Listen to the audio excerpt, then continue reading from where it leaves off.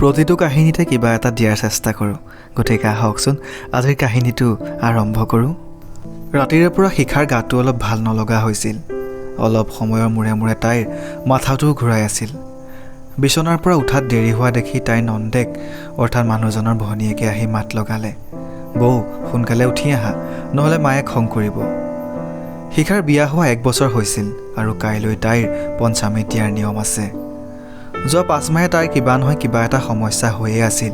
তথাপিও তাই কেতিয়াও একো কোৱা নাছিল। কিন্তু আজি শৰীৰটোৰ দুৰ্বলতা অলপ বেছিকৈ লাগিছিল। ৰাতিও ভালদৰে শুব নোৱাৰিলে। সেই গতিকে ৰাতিপুৱা উঠাত পলম হৈ গ'ল। কোনেও তাই দেৰিকৈ উঠাৰ কাৰণ জানিব নিবিচাৰিলে যে গাটো ভাল নে বেয়া। কাৰো একো গাত নালাগিল। কোনেও চাহ একাপ দিবলৈও নেদেখিলে। তাইৰ বিয়া হোৱা আগৰ দিনবোৰ মনত পৰিছিল। আগতে তাইৰ মাকৰ হাতৰ চাহকাপেৰেহে দিনটোৰ আৰম্ভণি হৈছিল। কিমানবাৰ যে মাকে তাইক কৈছিল যে ৰাতিপুৱা সোনকালে উঠি নিজৰ চাহকাপ বনাই ঘৰৰ কামত অলপ সহায় কৰি দে। 1-2 বছৰ পাছত বিয়া হৈ বেলেগ এখন ঘৰলৈ যেতিয়া যাবি, তেতিয়া মাৰৰ দৰে বিচনাত তোক কোনে চাহ যাচিব? তেতিয়া শিখাই কয় যে বিয়া হৈ গ'লে শাহুমা থাকিব নহয় মোক বিচনাতে চাহ দিবলৈ। তেতিয়া মাকে আকৌ কয়, হে হৰি, এই আকৰিজনীক কেনেকৈ বুজাওঁ যে শহুৰৰ ঘৰত বিচনাতে চাহ নাপায়, তাত সকলোকে চাহ খাবলৈ দিয়াৰ পাছতহে নিজে খাবলৈ সময় পায়। মাকৰ আগৰ কথাবোৰ মনত পেলাই পেলাই শিখা ৰেডি হৈ ৰুমৰ পৰা বাহিৰলৈ আহিল। তাইক দেখিয়ে শাহুৱেকে পাকঘৰত চাহ জলপান বনাবলৈ ক'লে। ঘৰত আলহী আহিবলগীয়া আছিল। তাইৰ কাম কৰিবলৈ অলপো ইচ্ছা নাছিল। গাটো যে বেয়া সেই বুলি ক'বলৈ মন গৈছিল। কিন্তু আজ্ঞাকাৰী বোৱাৰীৰ দৰে একো নক'লে আৰু তেনেকৈয়ে কামত লাগিলে। গা বেয়া বাবে তাই কামবিলাক লাহে লাহে কৰি আছিল। মানুহজনৰ ভনীয়েকে অলপমান সহায় কৰি দিলে। কিন্তু শাহুমাকে পাকেপতি সোনকাল কৰ বোৱাৰী এনেদৰে শুনাই থৈ যায়। যেনে তেনে চাহ জলপানৰ ব্যৱস্থা কৰি আকৌ দুপৰীয়া আহাৰৰ বাবে লাগিল। আৰু দুপৰীয়া সকলোৱে আহাৰ খোৱাৰ পাছত শাহুৱেকে ক'লে, এতিয়া তয়ো খাই ল। তেতিয়া শিখাই ক'লে, মা মই অলপ পাছত খাম, প্ৰথমে ডাক্তৰৰ ওচৰৰ পৰা আহি লওঁ। ৰাতিপুৱাৰ পৰা গাটো ভাল লগা নাই, মাথাটোও ঘূৰাই আছে। তেতিয়া শাহুৱেকে একেষাৰে ক'লে, সেইটো কি ডাঙৰ কথানো, প্ৰতিগৰাকী গৰ্ভৱতী মহিলাৰ এইবোৰ হয়েই, আমাৰো হৈছিল।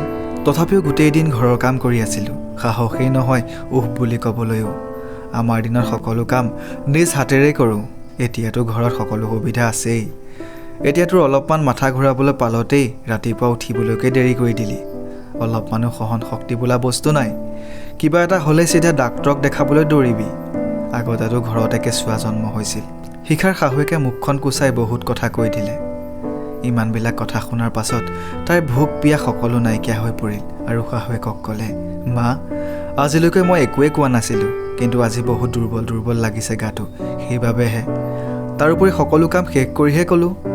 আজি মই যিটো সমস্যাৰ মাজেৰে পাৰ হৈছোঁ, সেইটোৰ মাজেৰে এদিন আপুনিও পাৰ হৈছিল। তথাপিও কিন্তু আপুনি মোৰ সমস্যাখিনি বুজাৰ পৰিৱৰ্তে মোক 2টা কথা শুনাইহে দিলে। আৰু আজিলৈকে মই ধৈৰ্য ধৰিয়ে আছিলোঁ। যদি আপুনি ভাবিছে মোৰ সহন শক্তি নাই বুলি, তেতিয়াহ'লে মই আৰু অলপমানো সহিব নোৱাৰোঁ। এনেদৰে কৈ শিখা নিজৰ ৰুমলৈ বুলি গ'ল। শাহু বোৱাৰীৰ মাজৰ সকলো কথা শিখাৰ শহু দেউতাকে শুনি আছিল। তেওঁ মানুহগৰাকীক অৰ্থাৎ শিখাৰ শাহুৱেকক ক'লে, আজি তুমি যিটো ব্যৱহাৰ বোৱাৰীৰ লগত কৰিছা, সেইটো ব্যৱহাৰ মোৰ মায়ে এসময়ত তোমাৰ লগত কৰিছিল। তেতিয়া তোমাৰোতো বেয়া লাগিছিল। তেতিয়া তুমি একো কোৱা নাছিলা। তেতিয়াহ'লে আজি শিখাৰ লগত এনেকুৱা ব্যৱহাৰ কিয়? তোমাৰ ইচ্ছা হোৱা নাছিল নেকি যে এনেকুৱা দিনত এনেকুৱা পৰিস্থিতিৰ সময়ত কোনোবাই তোমাৰ ধ্যান ৰখাটো? তোমাৰ কাষততো তেতিয়া মই আছিলোঁ, কিন্তু আমাৰ ল'ৰাটো কামৰ ঠাইত বাহিৰত আছেগৈ, শিখাই মনৰ কথা ক'বলৈও। এনে সময়ত তাইৰ শাহু নহয় এজনী মাকৰ প্ৰয়োজন হৈছে। কিন্তু তুমিতো কঠুৱা শাহু হৈ বোৱাৰীৰ মনত নিজৰ বাবে ঘৃণা উপজাই আছা। কালিলৈকে যদি তাই ল'ৰাৰ লগত থাকিবলৈ গুচি যায়, তেতিয়া কি তাই তোমাৰ লগত আৰু সম্পৰ্ক ৰাখিব বিচাৰিবনে?